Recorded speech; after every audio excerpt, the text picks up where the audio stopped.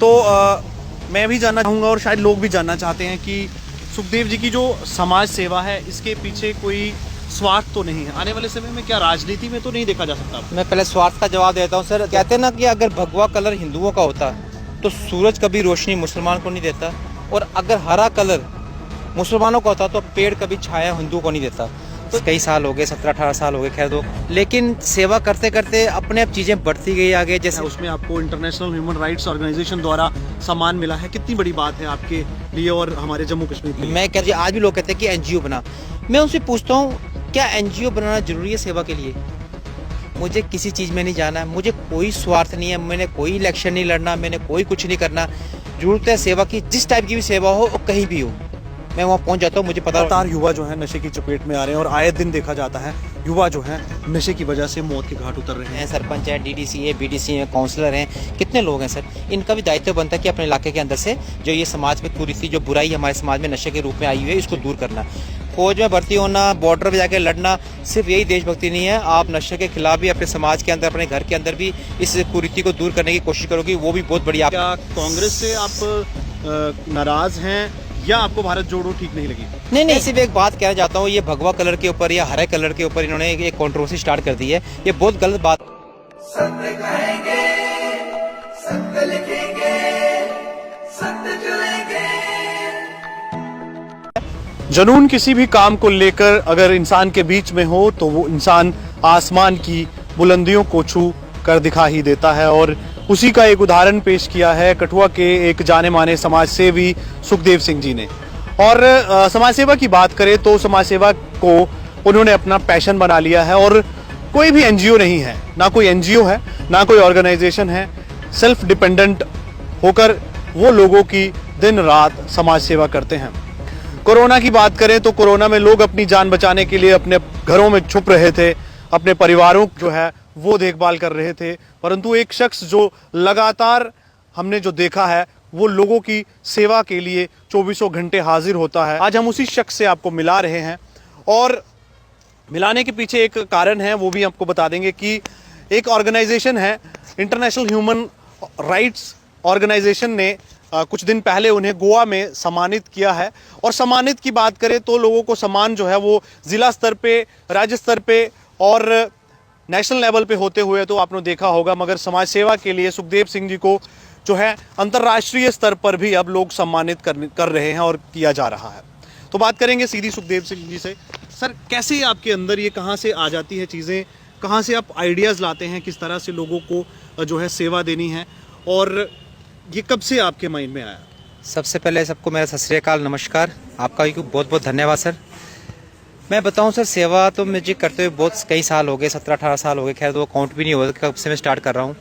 लेकिन सेवा करते करते अपने आप चीज़ें बढ़ती गई आगे। जैसे मैं पहले नॉर्मल सेवा करता था, किसी को राशन दे दिया, किसी को कुछ एजुकेशन हेल्प दे दी, किसी को कुछ कर दिया। फिर उसका कोविड आ गया। कोविड में तो चलो बहुत बड़ी मेरी ड्यूटी लग गई सेवा में, मैं तो घर भी नहीं जा पाया था। मेरे को लखनपुर से लेके उधमपुर तक सारी मेरे को परमिशन थी जाने की, हालांकि उस वक्त किसी को घर से निकलने की बाहर की परमिशन नहीं थी। तो चलो मेरे को गवर्नमेंट को लगा, डिपार्टमेंट को लगा कि ये बंदा सेवा कर सकता, तो मुझे आगे उन्होंने रखा, हर जगह में गया। उसके बाद फिर सेकंड कोविड आया, उसमें मैंने फ्री ऑक्सीजन सेवा की सिलेंडर स्टार्ट की। तो इतने सारे काम किए, और सबसे बड़ी बात है कि मैं एज ए इंडिपेंडेंट काम करता हूँ। मेरी, जैसे आपने बोला कि मैं एनजीओ तो नहीं चलाता, एनजीओ क्या करनी, सेवा करनी है तो फिर एनजीओ की जरूरत नहीं है, कोई मैंने कोई फ़ायदा नहीं लेना, कोई स्वार्थ नहीं करना, कोई पैसे इकट्ठे नहीं करने मैंने। तो इसी तरह मैं करते करते जैसे मेरे डिस्ट्रिक्ट लेवल पे मेरे काम को सराहाया गया। मुझे 15 अगस्त 26 जनवरी को हमेशा आपने देखा होगा कि मुझे एडमिनिस्ट्रेशन की तरफ से मुझे सम्मान मिलता है। उसके बाद स्टेट लेवल में मुझे एडीजीपी की तरफ से मिला, मुझे और भी कई organisation secretary social welfare department की तरफ से मिला। फिर आगे फिर मुझे नेशनल लेवल में मिला। मैं पीछे हरियाणा में गया था, हरियाणा में मेरा प्रोग्राम था, दिल्ली में मेरा प्रोग्राम था। आने वाले कुछ समय में अगले महीने मेरा चंडीगढ़ में प्रोग्राम है, वहाँ उन्होंने मुझे बुलाया है। और ये जो मैं रोकना चाहूँगा, अभी जो ये बहुत बड़ा सम्मान आपको जो मिला है, आपका जो गोवा में कार्यक्रम हुआ है उसमें आपको इंटरनेशनल ह्यूमन राइट्स ऑर्गेनाइजेशन द्वारा सम्मान मिला है, कितनी बड़ी बात है आपके लिए और हमारे जम्मू कश्मीर के लिए? मैं कहता हूं सर, चलो सम्मान की बात तो होती है सर। इतने बड़े पदर पे मुझे गोवा में बुलाया गया। अब गोवा में उनका हेड ऑफिस जो है वो स्विट्जरलैंड में है, तो वहाँ से लोग आए थे और ये इंटरनेशनल लेवल का प्रोग्राम था। यहाँ पर 250 से 300 लोग यहाँ पर थे, जिसमें से कम कोई 20% लोग बाहर के थे, कोई कनाडा से, स्विट्जरलैंड से, थाईलैंड से, दुबई से आए थे। तो वहाँ पर मुझे बुलाया गया। जब मैं गया था वहाँ पर देखा तो काफ़ी बड़ा, वहाँ उस प्रोग्राम में सीएम साहब ने भी आना था गोवा के, किसी कारणवश वो नहीं आ पाए, तो मुझे वहाँ बुलाया गया था। तो जब मैं वहाँ पर गया देखा तो इतना बड़ा, इतने बड़े बड़े साइंटिस्ट, डॉक्टर, पुलिस ऑफिसर थे बड़े लेवल के।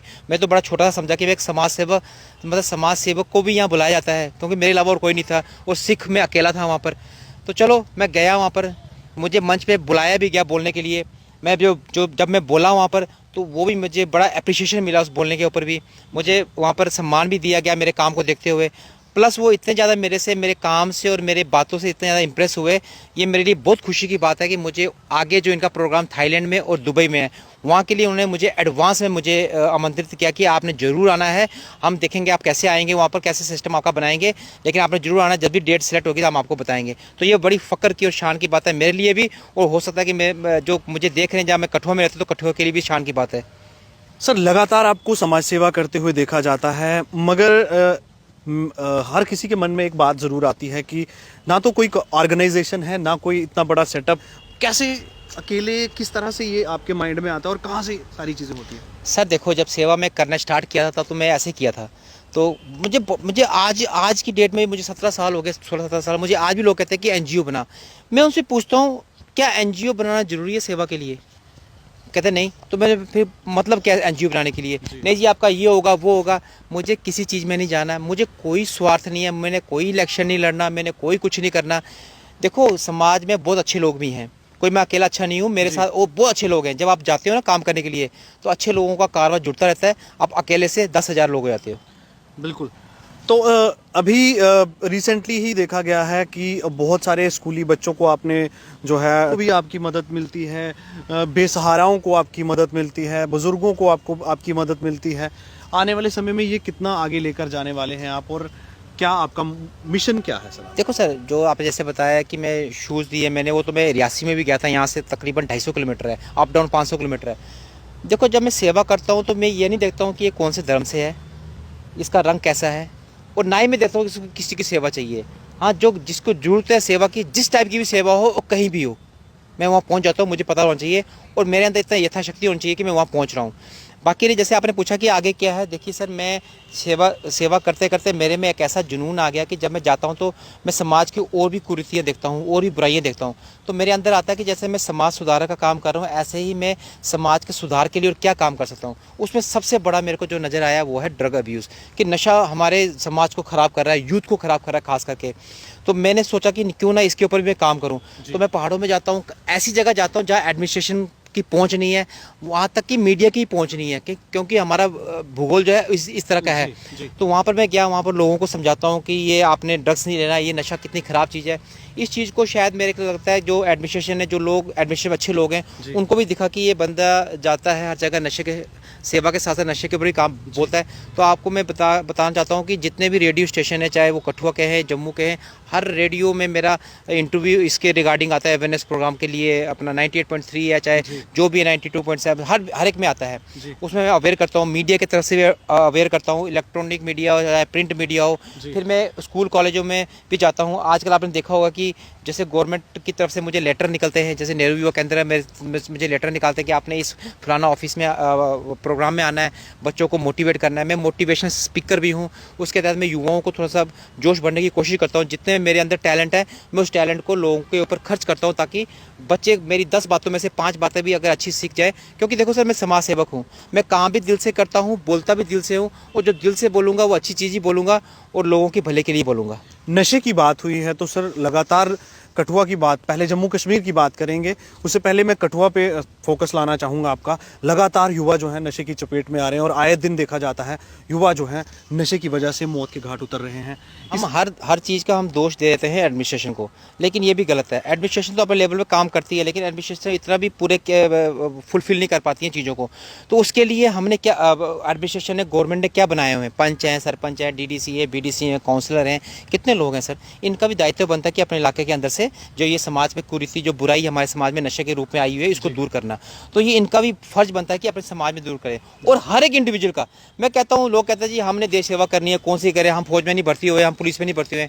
फौज में भर्ती होना, बॉर्डर पर जाकर लड़ना सिर्फ यही देशभक्ति नहीं है। आप नशे के खिलाफ भी अपने समाज के अंदर, अपने घर के अंदर भी इस कुरीति को दूर करने की कोशिश करोगे, वो भी बहुत बड़ी आपके लिए देश सेवा हो जाएगी। इसलिए मेरी हर एक इंडिविजुअल से ये दरख्वास्त है, आप अपने घर में, अपने समाज में इस कुरीति को दूर करने की कोशिश करो। जितना भी होता है लोगों को समझाओ कि ये कितनी बुराई है, तो आस्ते से हमारा समाज भी ठीक होगा और देश भी ठीक होगा। और देश की उन्नति के लिए नशा मुक्त होना बहुत जरूरी है। जी, लगातार सेवा तो हो ही रही है, मगर सेवा के पीछे भी हर व्यक्ति जो है वो कहीं ना कहीं अपने आप के बारे में भी सोचता है।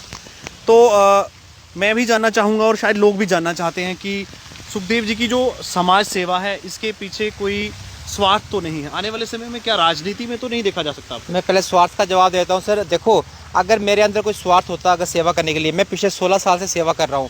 और आपने देखा होगा, आप मीडिया से बेहतर कोई नहीं जानता है कि अगर मुझे स्वार्थ करना है या इलेक्शन लड़ना है तो मैं उसी इलाके में सेवा करूंगा जो एक बाउंड एरिया में, चाहे जैसे मैं किशनपुर कंडी में रहता हूं तो वहीं करूंगा, वहीं के लोगों की सेवा करूंगा। आपने देखा होगा कि मैं जम्मू में, उधमपुर में, रियासी में, मैं out of state Madhya Pradesh में भी लोगों की सेवा करता हूँ। तो क्या मैंने मध्य प्रदेश थोड़ी जाके इलेक्शन लड़नी है? तो ये लोगों की धारणा है सर कि क्यों कर रहा है, क्या कर रहा है, क्रिटिसिज्म तो आपको मिलेगी, आप अच्छा करो बुरा करो। मैं इस चीज़ की परवाह नहीं करता, मैं अपना काम अपने मन से करता हूँ, अपने ऊपर वाले को याद करके मैं सेवा करता हूँ। अब मैंने मध्य प्रदेश में भी एक सेवा की थी, तो इसका मतलब थोड़ी कि मैं मध्य प्रदेश आगे इलेक्शन लड़ूंगा।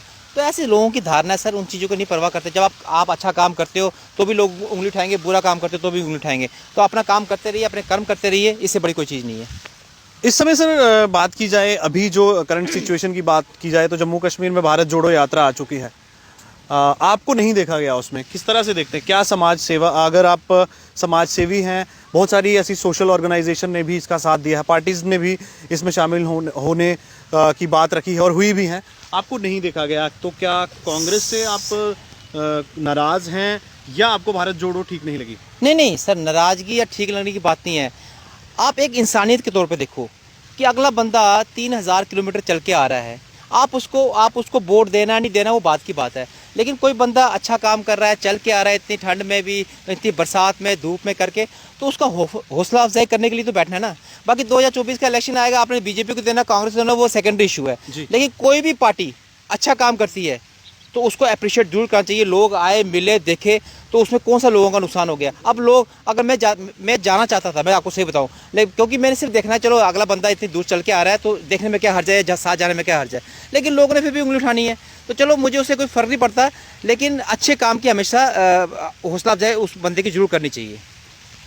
सर, अभी हाल ही में पठान मूवी पर बहुत सारे विवाद जो है सामने आए हैं और रिलीज़ हो चुकी है, किस तरह से देखते हैं पठान मूवी पे, आपका क्या कहना है? देखो सर, मैं ज़्यादा विवादों के चक्कर में पड़ता नहीं हूँ, क्योंकि कंट्रोवर्सी आज के हिंदुस्तान का ये एक पहला प्रायोरिटी बन गई। कोई चीज़ भी होगी, आप क्या खा रहे हो, बोल देंगे क्या खा रहे हो। मैं सिर्फ एक बात कहना चाहता हूँ, ये भगवा कलर के ऊपर या हरे कलर के ऊपर इन्होंने एक कंट्रोवर्सी स्टार्ट कर दी है, ये बहुत गलत बात है। कहते हैं ना कि अगर भगवा कलर हिंदुओं का होता तो सूरज कभी रोशनी मुसलमान को नहीं देता, और अगर हरा कलर मुसलमानों का होता तो पेड़ कभी छाया हिंदुओं को नहीं देता। तो ये चीज़ों से कंट्रोवर्सी हट जाओ, जिसको देखने देखे। हाँ, अगर किसी की भावना आहत नहीं होनी चाहिए, ये मैं सबको बोलता हूँ, लेकिन मुझे नहीं लगता कि इस पिक्चर में किसी की भावना आहत हुई है। तो देखो, कंट्रोवर्सी में कभी नहीं पड़ना चाहिए। जाते जाते सर, एक लास्ट में आपसे सवाल रहेगा, क्या मैसेज रहेगा आपका लोगों को और युवाओं को खास करके? सर देखो, युवाओं के लिए मेरा यही मैसेज है कि नशे में बिल्कुल नहीं जाना। मैंने आजकल देखा कि जब भी कोई बुराई होती है, जब बंदे को कोई परेशानी आती है या कोई फेलियर कहीं आता है, तो वो नशे की तरफ भागता है। मैं कहता हूँ ठीक है, आपको जीवन में सक्सेस नहीं मिली, आप फेलियर हो गए हो, अगर नशा करके आपको उस फेलियर, आपका वो फेलियर सक्सेस में बदल जाएगा, तो बेखौफ होकर करिए, वो आपको और अंधेरे में धकेलेगा। आप अच्छाई की तरफ जाइए, उस पर मेहनत करिए। कहते हैं ना कि मेहनत उनको नहीं मिलती है जो घर बैठ के ज्ञान देते हैं, मेहनत उनको मिलती है, मंजिल उनको मिलती है जो अपनी मेहनत पे ध्यान देते हैं। अपनी मेहनत पे ध्यान दो। नशा करना कोई अच्छी बात नहीं है। नशा वो क्या ऐसा रात को किया सुबह उतर गया, नशा ऐसा करो कि सारी उम्र चलता रहे, वो मेहनत का नशा है। और मेहनत करके अपने जीवन को सक्सेस बनाओ, अपने परिवार का नाम रोशन करो, अपने देश का नाम रोशन करो।